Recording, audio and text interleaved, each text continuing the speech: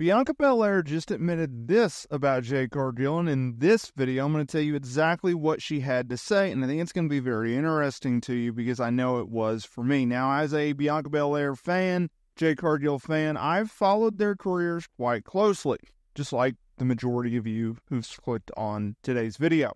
And what they've been able to do, WWE, Paul Triple H Levesque, and the rest of the WWE staff with both women is actually pretty remarkable because it's very rare in wrestling where you can take two big-time, big-name, top draws, put them together in a tag team, and it not feel like a fish out of water scenario where they legitimately gel and they come across as a unified unit, a unified tag team. And that's what WWE, Jade Cargill, and Bianca Belair have been able to do. You take a Bianca Belair who has always been popular for the company. You've taken a top star in Bianca Belair. And then on the flip side, you have a Jade Cargill, and you brought her in the right way from AEW, where she was a monstrous, dominant heel who squashed everyone. You brought her in as a babyface. You paired her up with a lovable babyface in Bianca Belair, who is super duper over with the fan base.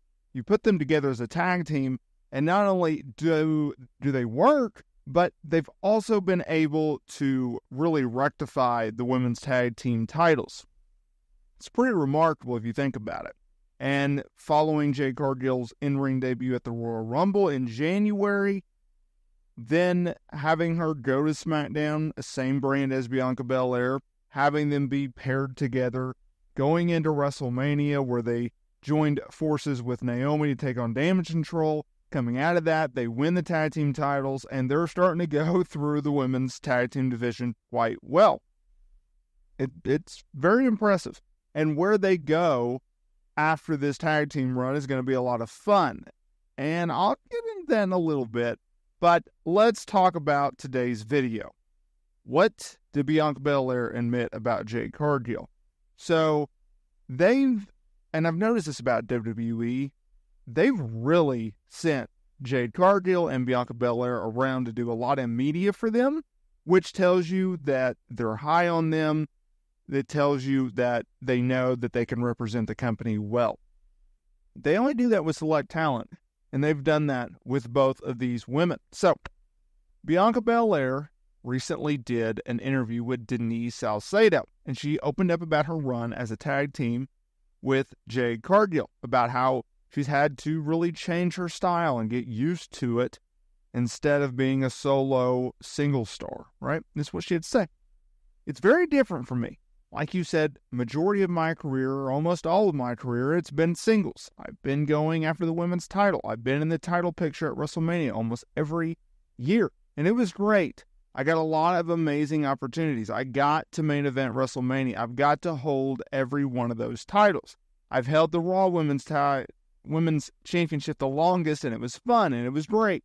I got to make a lot of history and step in the ring with a lot of amazing women.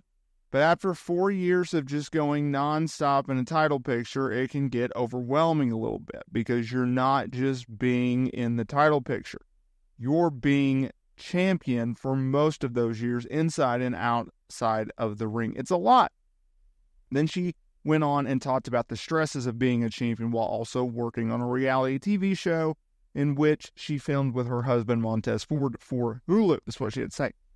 And, filming a reality series on top of that, I was starting to feel a little bit overwhelmed and burnt out, and I was just able to be part of this tag team. It's very refreshing for me. I remember this year at WrestleMania, I'm always nervous, but I didn't have much anxiety. I actually felt like I could breathe and take a deep breath, and I could soak in everything. And now being in this tag team is a different role for me, but I feel like it's just continuing to make me a better superstar, a better wrestler, and enjoying the process. My goal this year was to have fun, and we're tag team champions, and we bounce ideas off of each other, and it's new, and it's refreshing, and it's fun. In regards to her goal as champion, she said this: "Our tag team represents so much. It's empowering. We represent strong, bold, unapologetic women, and I think we are very similar. But we are very different in a lot of different ways, and I'm looking forward to continuing this tag team reign to show that, end quote. So a lot to unpack there, no doubt. Let's talk about this for a fact. Jade Cargill has actually done wonders for Bianca Belair, as she touched upon. The pressure of going in and night out as a top star for the company, as a top women's champion, whether it be Raw or SmackDown, that's a lot of pressure. If you look at live event results, the way that they format these shows, a lot of times they're the co-main event. And then you have the world champion, whether that be Damian Priest or whether that be undisputed WWE champion Cody Rhodes. That's a very, very important role. If you look at what they do on television, they're in big segments. They're in big matches. Because it is no different from being a world champion or the undisputed WWE champion for the female stars. They represent the top of the division, whether that be Raw, SmackDown, NXT, whatever. Look at also the ability to go in there. You know, a lot of times, and we all face this, where we put so much pressure on ourselves, whether that be career-wise, family-wise, personal growth, financially. We put so much pressure on ourselves to the point where sometimes we will legitimately suffocate ourselves and we will legitimately hold ourselves back and not be able to achieve everything that we can if we just simply took a step back for a minute and breathe.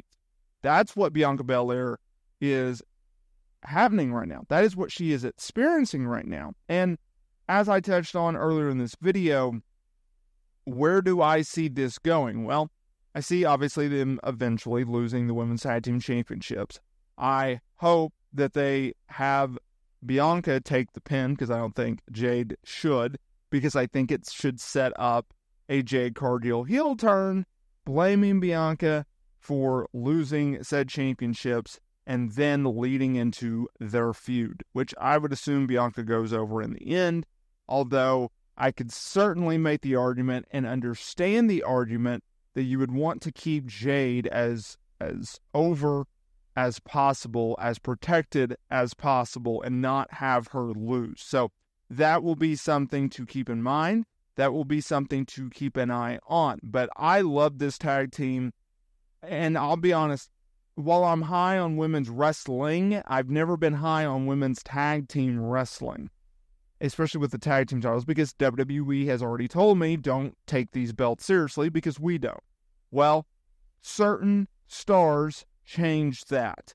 When we had Naomi and Mercedes Moné, aka Sasha Banks, as a tag team, they meant something. When Moné was with Bayley as the inaugural champions and then their second reign, WWE took them seriously. And now with Jade Cargill and Bianca Belair, well, guess what?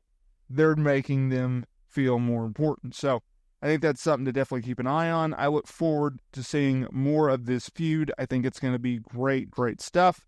And I will see y'all in the next video.